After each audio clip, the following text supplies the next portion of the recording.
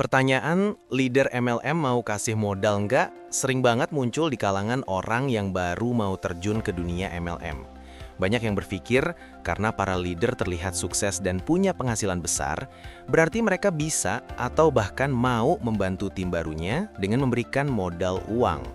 Tapi kenyataannya, konsep MLM nggak seperti itu. Dalam dunia MLM, setiap orang dianggap sebagai pemilik bisnis sendiri.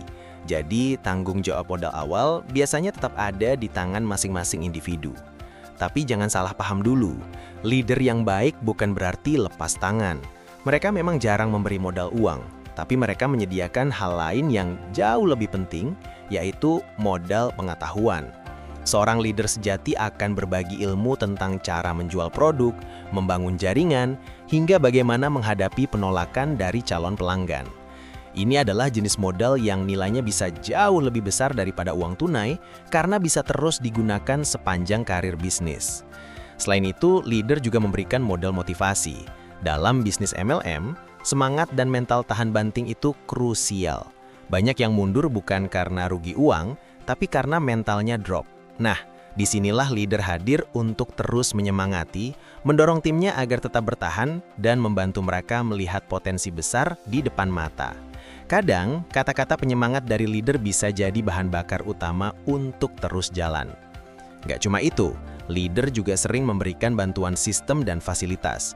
Misalnya menyediakan materi promosi, template presentasi, pelatihan, hingga grup komunitas yang aktif.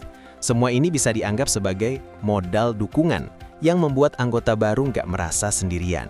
Dengan sistem yang rapi dan lingkungan yang suportif, proses belajar jadi jauh lebih cepat. Walau jarang, ada juga leader yang benar-benar membantu dalam bentuk modal uang. Tapi biasanya itu bukan hal yang umum atau wajib dilakukan.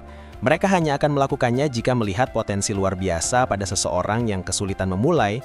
Jadi bantuan ini lebih ke bentuk kepercayaan atau investasi pribadi, bukan kebiasaan umum di dunia MLM. Makanya kalau kamu mau bergabung dalam MLM, jangan berharap leader akan menyiapkan modal uang.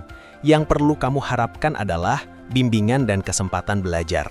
Justru disitulah nilai sebenarnya dari memiliki leader yang hebat, bukan karena dia mau membiayai kamu, tapi karena dia mau menuntun kamu supaya bisa berdiri sendiri dan akhirnya sukses juga.